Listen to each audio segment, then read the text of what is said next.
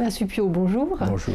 Vous êtes titulaire de la chaire État social et mondialisation, analyse juridique des solidarités. On entend beaucoup parler de la crise financière, économique depuis plusieurs années. Votre thèse à vous, c'est que c'est plutôt une crise des institutions qu'on est en train de vivre en ce moment.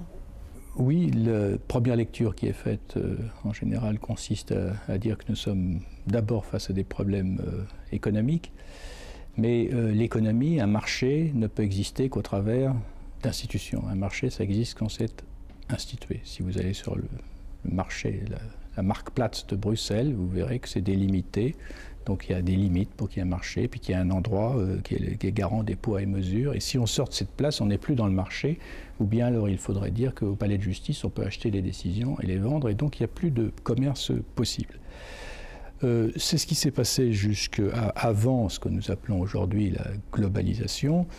Les activités économiques se sont déroulées dans des cadres nationaux, et donc elles avaient des bases institutionnelles nationales.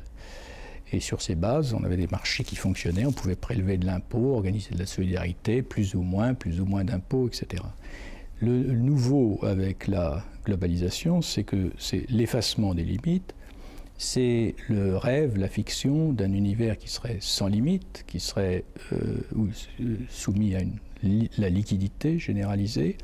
Et dans un tel monde, le droit, de plus en plus, est perçu lui-même comme un produit sur un marché qui serait devenu total. C'est-à-dire ce qu'on appelait jadis la Grundnorm dans la théorie du droit, c'est-à-dire la norme fondamentale à partir de laquelle on conçoit le détail des institutions. Aujourd'hui, c'est l'idée de marché qui l'occupe en tant que modèle d'autorégulation, avec l'idée que l'humanité pourrait se fonder comme un système homéostatique sans une référence posée en dehors d'elle-même, ce que faisait le droit avec le concept d'État. Et il me semble qu'on ne peut rien faire dans un système où on dénie l'hétéronomie du droit. Donc le système se boucle sur lui-même, et c'est en cela que ce qu'il y a lieu de repenser, c'est la manière d'instituer les communautés humaines. Est-ce que ça peut encore être par un État transformé, non plus adossé simplement à l'idée de souveraineté, ou est-ce que ce sont d'autres formes d'organisation, sachant que l'État n'a été qu'un moment dans la très longue histoire du droit. L'État n'apparaît qu'au XIIe, XIIIe siècle en Europe.